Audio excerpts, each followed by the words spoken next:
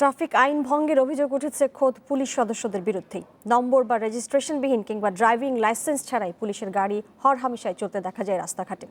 এইসব গাড়ির বিরুদ্ধে প্রচলিত আইন না মানার অভিযোগও রয়েছে।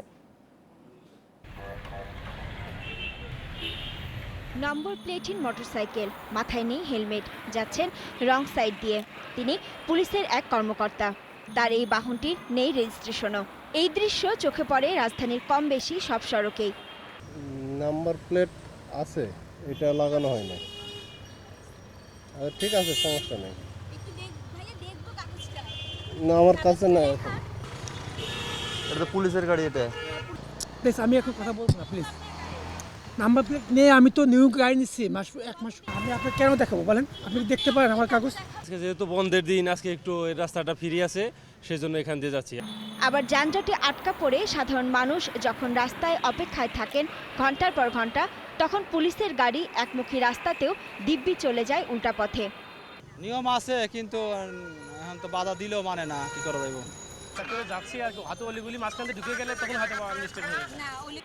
পুলিশ নিজে আইন না মানলেও সাধারণ চালকদের ক্ষেত্রে তা চাপানো হয় কঠোরভাবে। পুলিশের ঊর্ধ্বতন কর্মকর্তারা বলছেন, আইন সমানভাবেই প্রয়োগ করার চেষ্টা করছেন তারা।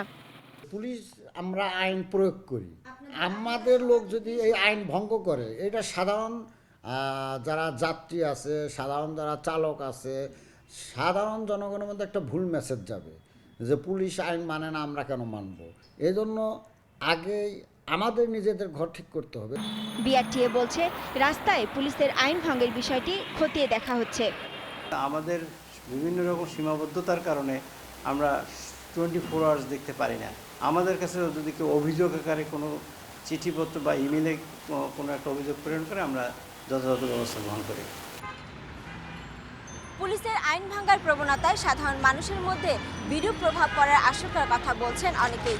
সবাইকে আইনের প্রতি শ্রদ্ধাশীল থাকার তাগিদ দিচ্ছেন তারা। Shafia Sultana, independent news, Dhaka.